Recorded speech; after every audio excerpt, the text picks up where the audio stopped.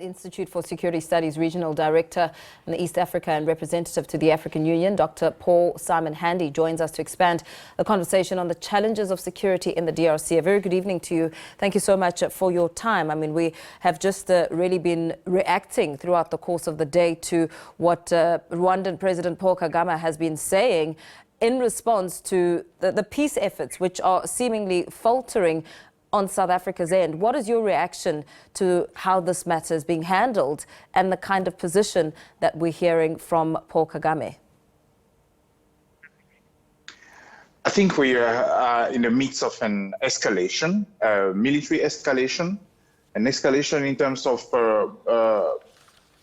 war rhetoric, but also, and that plays, of course, at the level of statements that are made, including official statements, but also a terrible war rhetoric taking place at the level of social media. So it's an escalation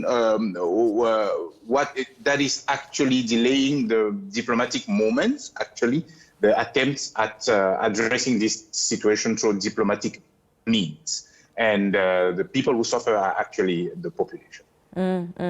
And with that, I mean, what kind of approach should be taken in account here in terms of a strategy and a way going forward? I mean, there's been a lot of criticism to what we're seeing on social media from President Kagame, as well as the response that South Africa should have, that it should be one that's more firm, as opposed to, you know, accepting the disrespect, so to speak, from President Kagame. Well, I don't think South Africa or the South African president should actually add fuel to this kind of escalation. It wouldn't be. I think what President Ramaphosa has been doing is the right way. He's been seeking dialogue, while at the same time making sure that SAMI DRC is somehow in the position to face to somehow counter the attacks and the military progression of the M23 there. But it's also clear that SAMI DRC has been lacking equipment, has been very, very ill-equipped, and not being able to do the job that SADC mandated it to do. Yeah, because you know, it's interesting that you speak about how the approach should be one that is not exacerbating or adding fuel to the situation. As we listen to a veiled threat of military aggression, what would be the repercussions of adding fuel, of responding in the harsh manner and really coming face to face?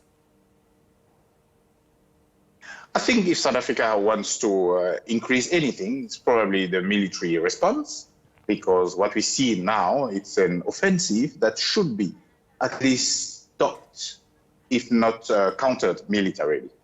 But at the same time, diplomacy should take center stage at the level of the region, at the level of the African Union, but also at the level of the UN Security Council. We've seen at the level of the UN Security Council increase recognition that Rwanda is backing the M23 rebels, but these rhetorical recognition has not been followed by any serious consequences, which of course is irking the Congolese government. One of the reactions of the international community, particularly the UN Security Council, could actually be to beef up the SADC deployment there. That will help a lot. In 2012, actually, because the situation we are facing now is actually almost similar to what we faced in 2012, where the M23 was actually defeated on the battleground because of the intervention of the 4th Intervention Brigade at that time. South Africa played an important role with other countries who managed, because they were well equipped, we managed to actually counter and even push back the M23. We're talking about a very volatile situation. Tensions are indeed high. What are some of the biggest challenges of security in the DRC that you're really assessing as we look at the current situation and also take stock of the lives that have been lost? Yeah, I mean, there are certainly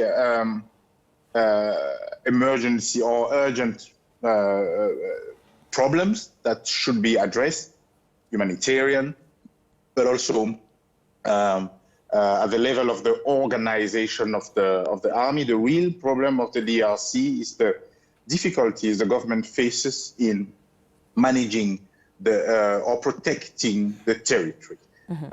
These weakness of the DRC to govern its eastern part is partly one of the root causes of that war.